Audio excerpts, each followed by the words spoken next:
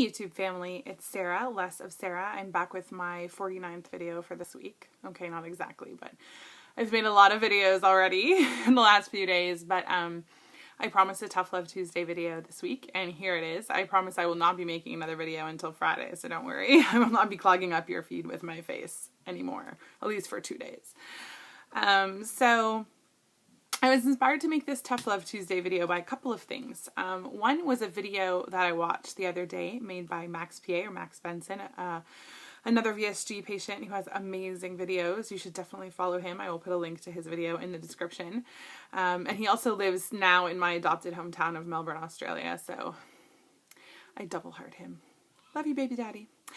Anyway, so I'm going to talk about that video in a little bit, but somewhat related to the same thing that video was talking about, or some of the same things, was an article that I read on Obesity Help, written by a Canadian doctor, actually, who will be speaking at the Obesity Help conference in Anaheim. And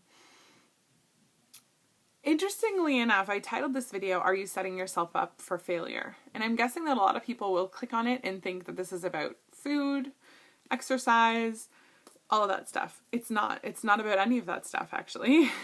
It's really about the mental part of this journey, and it's about being prepared to, or not even being prepared, but setting expectations and setting goals, and how that can actually set you up for failure. Sorry, it's been a long day already.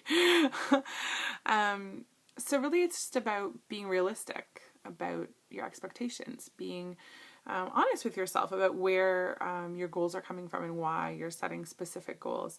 And it's actually not something, at least the goal part of it, that I'd really ever thought about until I saw Max's video. And I love that his videos always make me think. And so I thought I would kind of expound on some of the stuff that he said and try and make you guys think too. So I wanted to find the article to get the doctor's name. So the doctor's name is Dr. Sharma, who wrote this article, and it's on obesityhelp.com. And it's actually a 4-part series, and this was the second part of the Why Bariatric Surgery Can Fail series. And I'm going to put a link to the article in the description box below, so you can click on that and go read it. It is a really good article. All 4 articles are quite good. I recommend them. But this article was about having appropriate expectations. And it had a really interesting statistic in it that I wanted to share with you, because it's one I've never actually heard quite like this before. And this was the statistic. Studies show that the average dieter is hoping to lose around 50% of their weight. So not excess weight, but overall weight. Okay. The same is probably even more true for patients seeking surgery. In reality, however, the average medium to long-term weight loss with bariatric surgery is only a rather sobering 20 to 30% of initial weight. Okay, so what that's saying is the average weight loss long-term for someone who's had weight loss surgery is only 20 to 30% of your overall body weight. Not your excess weight, but your overall weight. So if you were 200 pounds, you could maybe expect to lose long-term only 40 to 60 pounds, which I know for a lot of people probably is not what they're after. And that was kind of the point of the article was, 80% of people think that they're above average, right? Which is funny because obviously 80% of people are average. And I know that we all compare ourselves to people who are above average, and we all expect to be above average. And I think sometimes that's what causes us to feel like we're failing or feel like we're failures. And the reason I put the word failure in quotes in the title was because that's not actually a word that I necessarily think applies in most cases. When someone calls themselves a failure, usually they aren't. It's just a label that they're putting on themselves, but really it doesn't apply. For me, a weight loss surgery failure isn't someone who's lost 20 to 30% of their overall weight. Okay, if you've lost 20 to 30% of your overall weight and you keep it off, you're a success, but you may not feel like one because your expectation may be something completely different. I don't want it to come off like I am telling people to aim low, because I'm not, because I don't. And so, I always say these videos are as much for me as they are for you.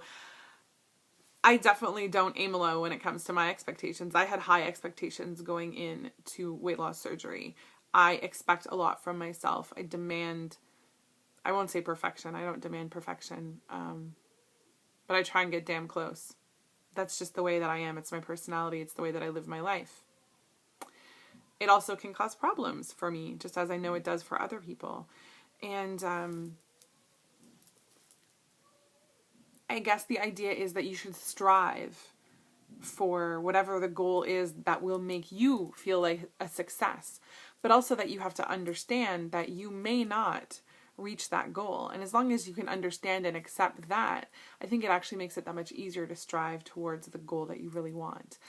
We all know people who have had incredible success, but I don't think that means they weren't aware that they may not have been successful. I often say, failure was not an option for me.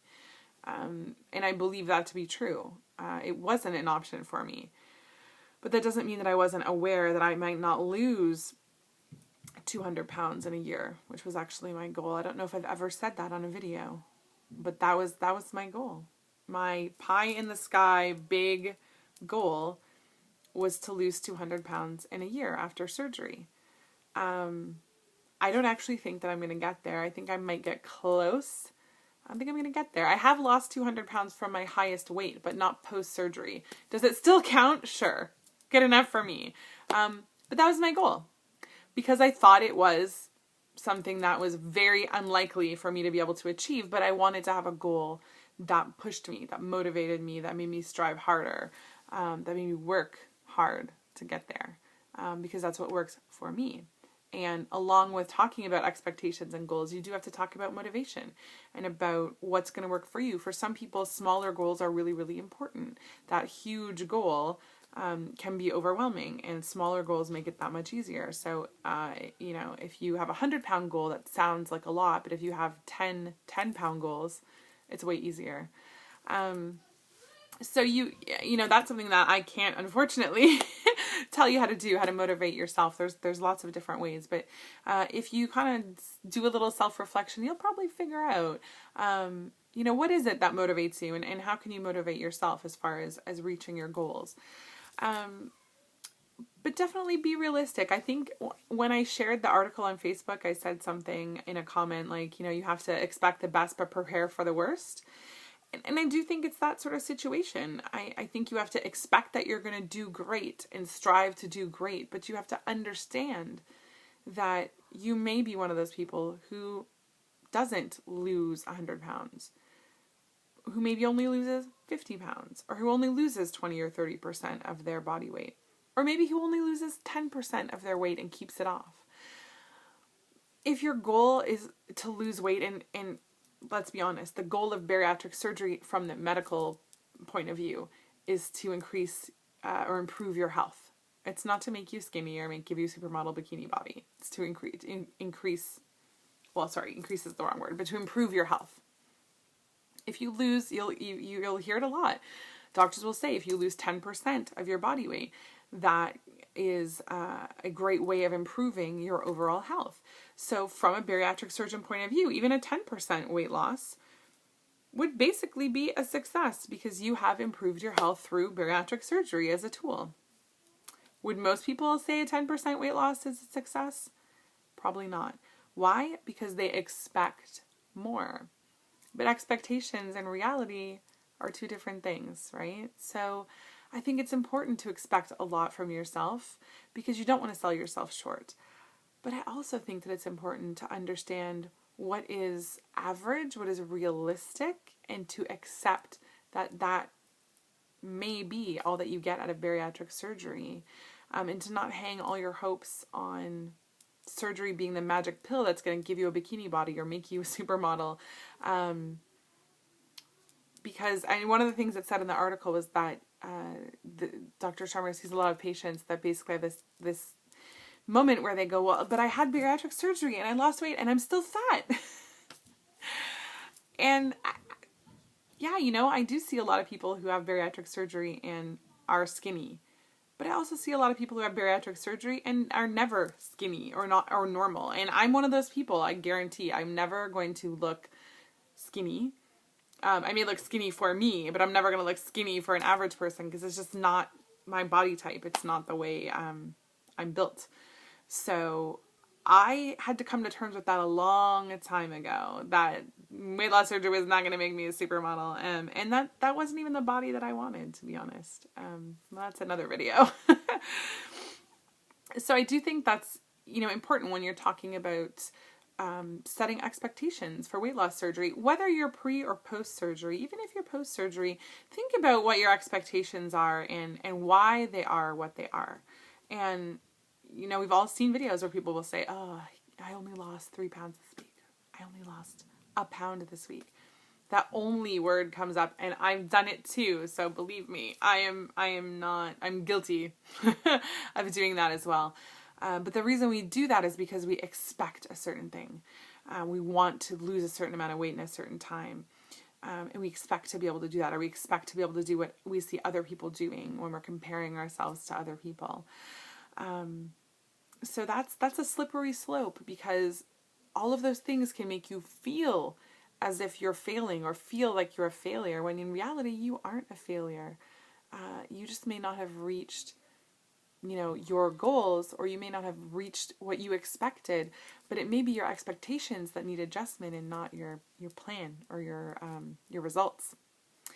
The video that I watched from Max, and again, I'm going to put the link below so you can watch it. It's fantastic. And he talked about, and one of the things I love about Max is he's very extremely honest about his journey. And he says, I don't go to the gym. I eat pizza and Doritos, whatever.